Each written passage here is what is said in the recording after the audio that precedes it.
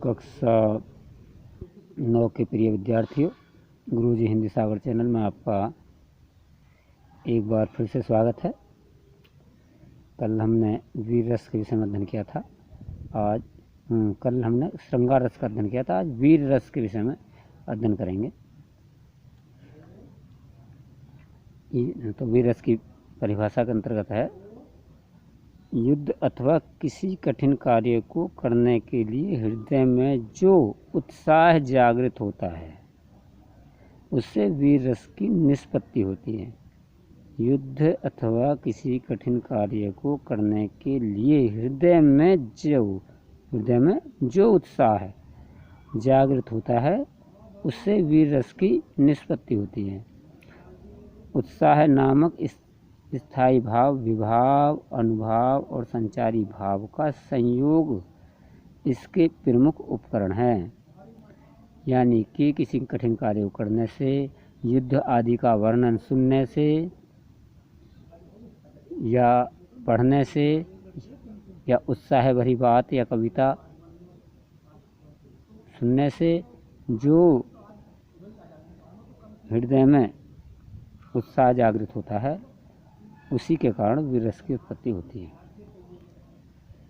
तो इसको उपकरण बता दिए। उदाहरण है साजी चतुरंग, सैन अंग में उमंग धारी, सरजा शिवाजी जंग जीतन चलत हैं, भूषण भनत नाद विहद नगारन के, नदी नद मद गैब रन के रलत हैं। ये उदाहरण हो गया शिवाजी महाराज का।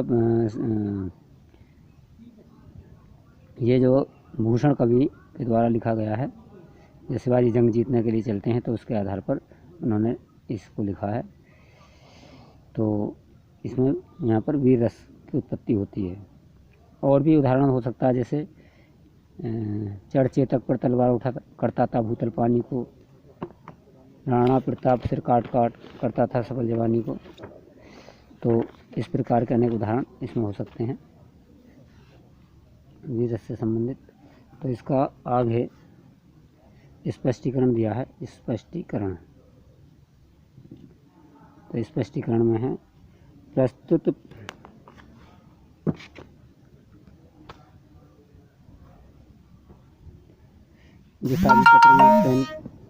वाला जो उदाहरण दिया है, इसमें प्रस्तुत पद में शिवाजी की चतुरंगिणी सेना के प्रयाण का चित्रण है। शिवाजी के हृदय का उत्साह स्थायी भाव है, युद्ध को जीतने की इच्छा आलंबन है, नगाड़ों का बजना उद्दीपन है, हाथियों के मद का बहना अनुभाव तथा उग्रता संचारी भाव है। सबकी समझ में आ गया होगा। यानी कि जब शिवाजी की सेना हृदय में उत्साह भर करके चलती है तो उस समय का वर्णन किया है। जंग जीतने के लिए चलती है तो उसका वर्णन किया है।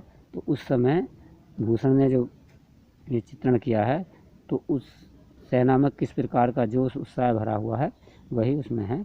तो उसके जो स्थायी भाव तो उत्साह हो ही गया, और युद्ध जीतने की जो इच्छा है वो आलंबन है, नगाड़ों का बजना उद्दीपन है, और हाथियों के मद का बहना अनुभाव तथा उग्रता संचारी भाव है। तो आज ये वीर रस के विषय में हमने अध्ययन किया। धन्यवाद।